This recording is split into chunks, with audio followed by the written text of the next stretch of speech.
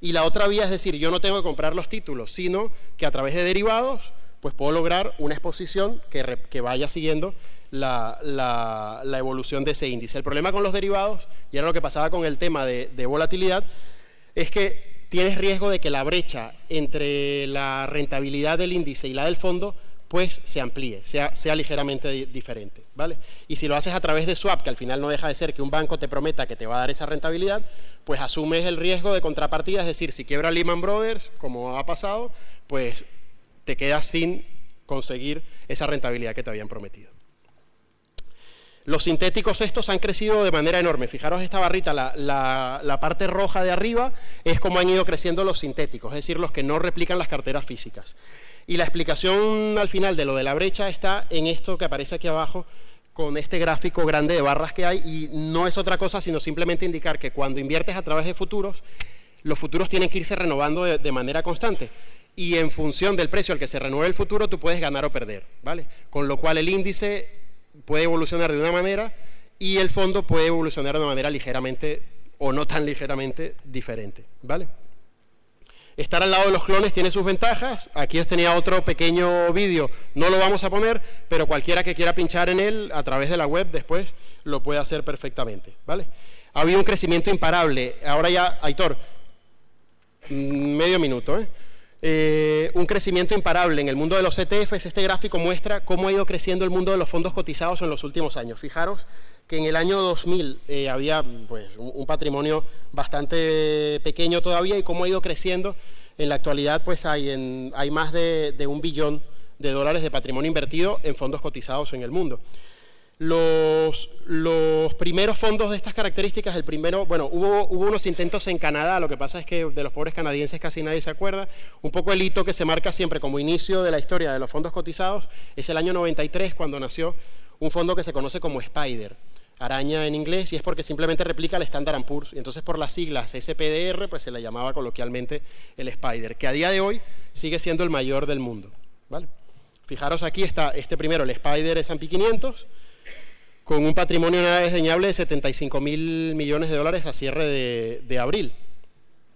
El segundo ETF más grande pues es este de iShares, con 35.000 millones, es decir que casi la mitad. Ahí podéis ver un poco la liga esta de los gigantes de los fondos cotizados, ¿no? En el mundo, cuando hacemos esta foto de cómo es el patrimonio invertido en fondos cotizados, gana por goleada la renta variable, pero esto es porque el peso de los Estados Unidos es muy grande, y los inversores americanos, y sobre todo los particulares, usan mucho los ETFs para invertir en bolsa porque es una manera barata de entrar y salir en bolsa, ¿vale? En Europa la foto es ligeramente diferente, bueno, bastante diferente. En Europa en realidad los que tienen más peso son los ETFs de renta fija, los fondos cotizados de renta fija, que al final pues tiene relación con un poco el perfil más conservador en general de los inversores europeos, ¿vale? Si os fijáis aquí un poco el desglose por tipo de activo, y las mayores gestoras, con diferencia la mayor gama de ETFs del mundo es iShares, que pertenece, antes era de Barclays, y ha pasado a ser, la ha comprado una gestora de Estados Unidos que se llama BlackRock, que gracias a la compra de los ETFs de Barclays se ha convertido ahora en la mayor gestora del mundo, es la gestora que maneja mayor patrimonio en el mundo, ¿vale? Aquí veis el resto de gestoras. Los índices más replicados, pues bueno, de manera también bastante natural, el índice que más se sigue es el MSCI, que un poco es el índice que usan de referencia la mayoría de los gestores profesionales. Y el segundo es el Standard & Poor's. Y aquí ya termino, os dejo una serie de páginas web, porque creo que puede ser interesante, si os interesa el mundo de los fondos cotizados, una serie de webs que podéis consultar y en las que hay bastante información. Bueno, por mi parte eso es, daros las gracias y pasamos a las preguntas. Pasamos a las preguntas. Muchísimas gracias, David. Pasamos a las preguntas porque hay muchas. Fíjate, tienes detrás de ti a Pau Montserrat, al que además le vamos a mandar un saludo porque está siguiendo súper activo todo lo que ocurre en estos días aquí en Bilbao. Pregunta, ¿qué aporta a la economía real una ETF ultra short del IBEX? Así me lo han pasado por aquí. Por poner un ejemplo, ¿qué sentido tiene este tipo de inversión para la economía? Que conste que yo he invertido en ETF, bueno, si invertir significa perder.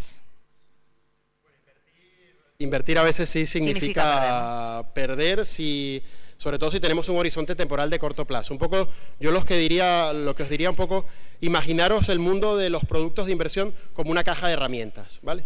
Imaginaros que pues ahí tenemos martillo, alicate, destornillador, etcétera. Pues el ETF es el destornillador, es una de las herramientas más que podemos tener. No es la única y es una herramienta sin duda bastante útil. ¿Se puede perder con ellos? Claro que sí, se puede perder con un ETF como con cualquier tipo de producto con el que inviertas. También es cierto, antes os enseñaba el tema de los gráficos a largo plazo.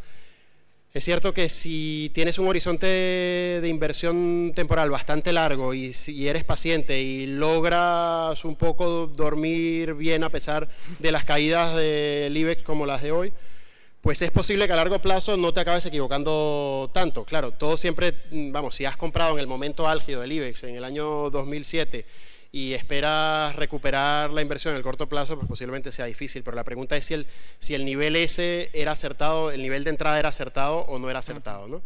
Yo creo que más que hablar y aquí enlazo un poco con lo que hablaba Enrique hoy, más que hablar del producto, yo creo que es muy importante hablar de las necesidades de cada inversor particular, lo que cada quien necesita, y un poco ahí al final todos tenemos una tentación, la de los conductores suecos que os hablaba al principio. Todos pensamos que conducimos mejor que la media, todos pensamos que invertimos mejor que la media y que somos muy listos, y ahí es donde muchas veces nos solemos pegar los golpes.